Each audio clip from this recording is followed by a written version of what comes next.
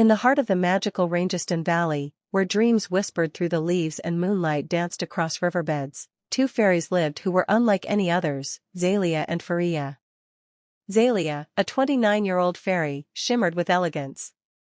Her translucent butterfly wings sparkled with golden edges, and her sapphire eyes held ancient wonder. Her long lavender-purple hair, flowing like twilight mist, was adorned with silver star pins that glowed softly under starlight. She wore a moonlit lavender organza gown, embroidered with tiny stars and lined with glowing silver-threaded lace, her petal-layered skirt floating as she moved like a whisper in the wind. Zalia was known as the guardian of starlight, a fairy who could weave moonbeams into fabric and stitch whispers into spells.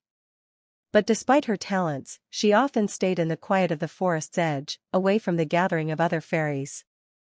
One morning, the enchanted forest awakened to a soft glow. Birds chirped songs made of golden notes, and the tall trees shimmered with the light of 1,000 morning stars.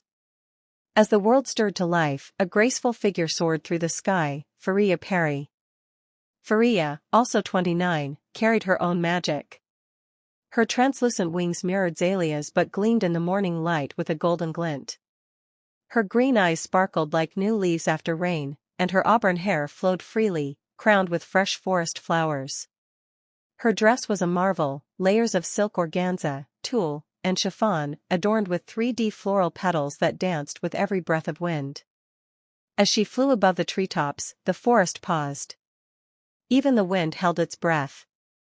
Fairies below stopped what they were doing to watch her with quiet admiration. She moved like poetry, effortless, kind, and connected to the very rhythm of the valley. Inside her softly glowing workshop tucked into a giant flower's blossom, Fariya placed a new dress on a cloth stand. The room sparkled with quiet enchantment. Floating threads of color drifted in the air. Shelves held jars of glowing buttons and enchanted ribbons. Golden sunlight poured through a crystal window, casting gentle light onto her creation. The dress was a dream, delicate like petals, radiant like dawn. As she touched its edge, the colors shifted, mirroring her emotions. It was a gown meant not just to be worn, but to be felt. That day, Zalia visited Fariya's workshop for the first time.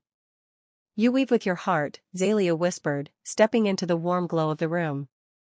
"And you," said Fariya gently, "you stitch the stars themselves."